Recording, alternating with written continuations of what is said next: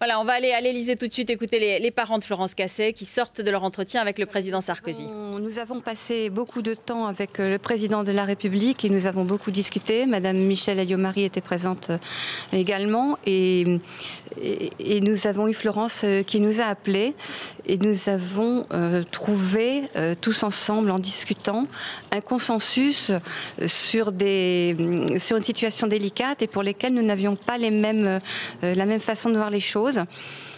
Et je crois que finalement, on est tous d'accord sur une solution qui nous convient parce qu'à la fois, elle respecte le peuple mexicain qui n'a pas besoin de payer les pots cassés dans cette affaire, puisque après tout, nous, personnellement, nous les parents, en tout cas, on n'en veut qu'au gouvernement.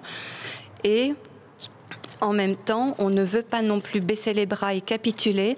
Et le président a très nettement parlé d'un transfèrement. Nous avons demandé au président qu'il accepte et qu'il insiste pour un transfèrement. Et il a été très catégorique. Pour lui, il va jouer cette carte-là à fond.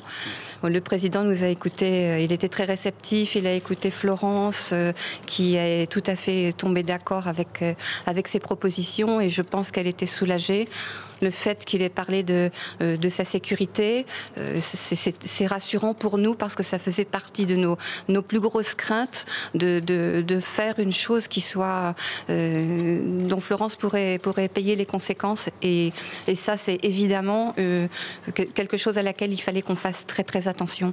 Donc je pense qu'on a vraiment trouvé le bon deal, je veux dire, la bonne solution et on espère vraiment très très fort que l'année du Mexique se passera dans de bonnes conditions. On parlera beaucoup d'elle comme elle le souhaite et que à chaque fois les Mexicains comprendront pour quelles raisons tous les Français se battent pour la faire revenir. Voilà.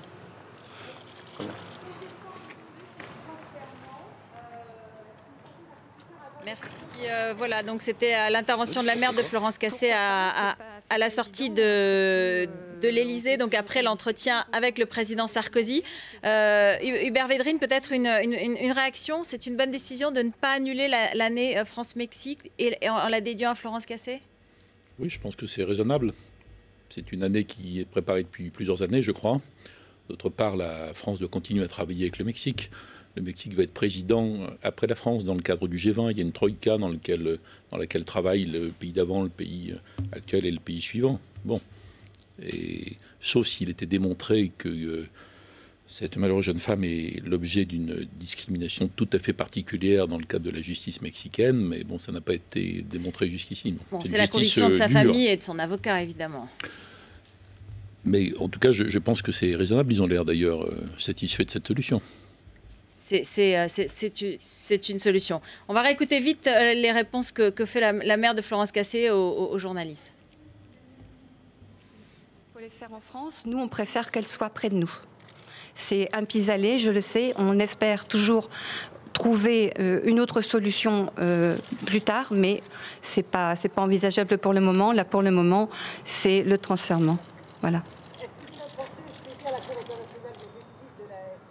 Je pense que Maître Berton vous répondra sur ce sujet.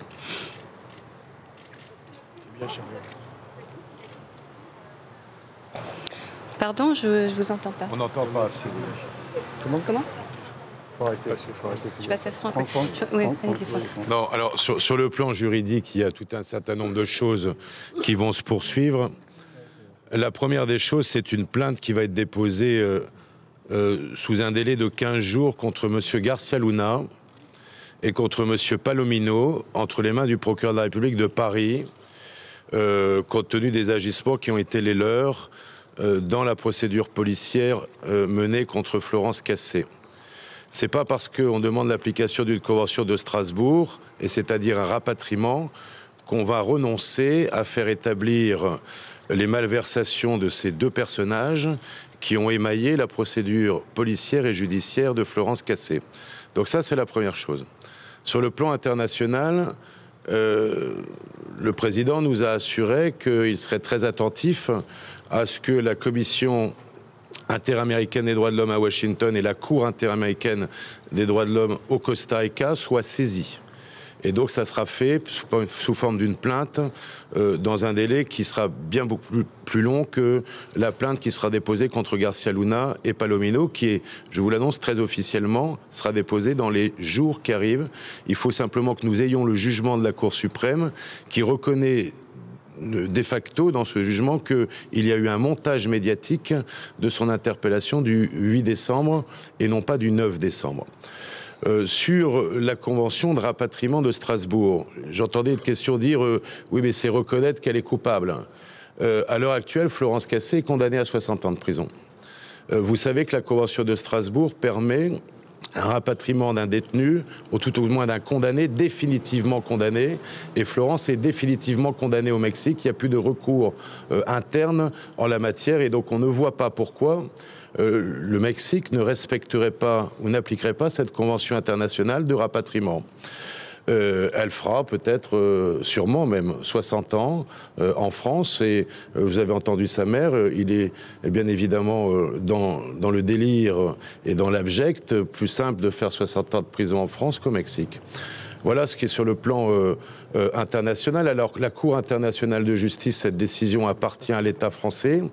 Et je vous avouerai franchement que nous n'en avons pas encore parlé avec le président, mais chaque chose en son temps et chaque chose à la fois. Ce qui est prioritaire, là, c'est la plainte contre messieurs Garcia Luna et messieurs Palomino, qui sont ceux véritablement qui ont conduit Florence Cassé dans la situation qui est la sienne aujourd'hui. C'était donc l'avocate Florence Cassé, maître Franck Berton. Nous revenons avec vous, Hubert Védrine, à la situation internationale, évidemment, aux révolutions arabes et à leurs conséquences. Aujourd'hui, depuis hier, donc 5000 immigrés clandestins qui sont arrivés sur les côtes italiennes.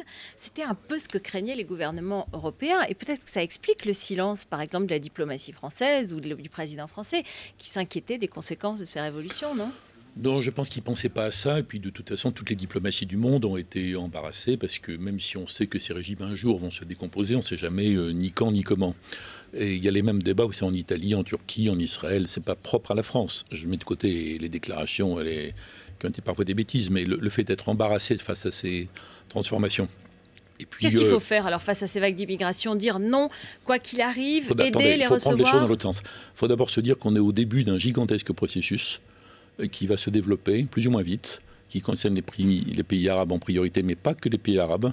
Tous les régimes autoritaires, despotiques ou totalitaires du monde sont concernés par ça, un jour ou l'autre, d'une façon ou d'une autre.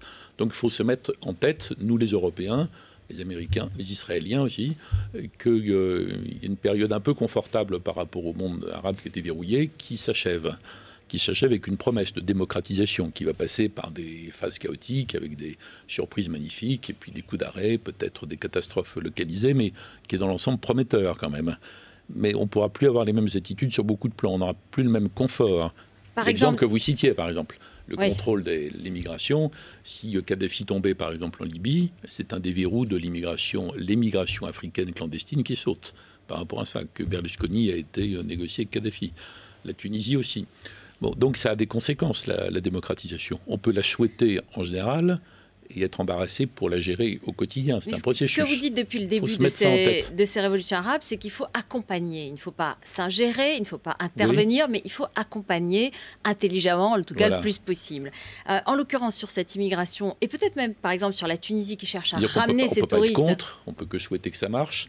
Et on n'est pas simplement un groupie ou passif. Donc il faut voir ce qu'on peut faire d'intelligent. Alors, par exemple, sur la Tunisie, qui cherche à ramener ses touristes à partir depuis aujourd'hui, il y a une campagne qui est lancée pour ramener les touristes français. Ça, c'est catastrophique pour eux, les annulations. Donc vous dites, il faut retourner en Tunisie, c'est comme ça qu'on peut les aider, par exemple. Oui, dans le cas de la Tunisie, ceux qui ont de la sympathie pour ce processus de démocratisation qui commence doivent contribuer, s'ils le peuvent, à ce que quand il y aura les élections dans quelques mois, ça ne soit pas le marasme économique. Sinon, ce sont des opposants qui vont dire c'était mieux sous Ben Ali. Donc, il ne faut pas que les gens annulent, il ne faut pas que les agences continuent à annuler. C'est un signal contre-productif. Et est-ce qu'il faut aussi acheter de l'huile d'olive. Il faut que l'Europe accélère la conclusion de ce qu'on appelle le statut avancé, qui serait un signal. Une conférence pour l'aide et les donateurs, c'est une bonne idée. Ça, c'est l'accompagnement dans le cadre tunisien. C'est ce qu'a annoncé Catherine Ashton, donc une conférence internationale. Ça c'est bien. Il ne faut pas simplement être pour, parce que la démocratie, c'est beau. Il faut. Qu'est-ce qu'on peut faire d'utile? Qu'est-ce qu'on peut faire alors pour l'Égypte, en l'occurrence? L'Égypte, nous, Européens, on n'a pas de levier en réalité, pas de levier d'intervention, d'influence. Les Américains en ont jusqu'à un certain point. Il ne faut pas inventer non plus qu'ils ont organisé les choses. Ils auraient préféré que Moubarak fasse des réformes avant. Ils auraient accepté qu'il reste jusqu'à la fin du mandat. Ils doivent s'adapter à la solution. Ils étaient prêts à travailler avec Souleymane. Est-ce que ça tiendra? On ne sait pas. Maintenant, c'est la réalité de l'armée qui est la force qui a tenu ce régime depuis 1952. Les Américains vont faire avec. Ils sont partagés, comme tout le monde. Ils sont pour la démocratisation, mais ils ne veulent pas que ça tombe dans le, si dans le vous chaos. étiez C'est pas évident. israélien aujourd'hui, Oui. qu'est-ce que vous diriez? Comment réagiriez-vous face à ces changements? Si j'étais israélien, je pense que je serais dans le camp de la paix, qui est important dans l'opinion. 60% des Israéliens acceptent l'idée d'un État palestinien, mais le système qui sort des élections proportionnelles est là pour bloquer. Mais est-ce que vous ne seriez pas aussi inquiet tout en étant dans le camp de la paix? Je serais partagé, honnêtement. Je serais partagé en disant c'est des belles promesses, mais enfin ça peut tourner mal. Et nous, Israéliens, on est toujours les boucs émissaires de l'affaire. Mais j'ajouterais que du coup, il faut qu'on bouge. Il ne faut pas simplement qu'on pousse des cris en disant c'est affreux, ça va être l'islamisme comme en Iran. Ça ne sera pas comme en Iran, c'est autre chose. Il n'est même pas évident que les islamistes aient la majorité où que ce soit, même dans des élections libres. Ils seront forts, certainement. Moi, je m'attendrais plutôt à ce qu'il y ait une résurgence d'un nationalisme arabe qui était longtemps humilié, comprimé, verrouillé par Moubarak, à la demande générale. Et ça va ressurgir d'une façon ou d'une autre, donc une Égypte moins commode, plus exigeante. Donc en gros, je dirais...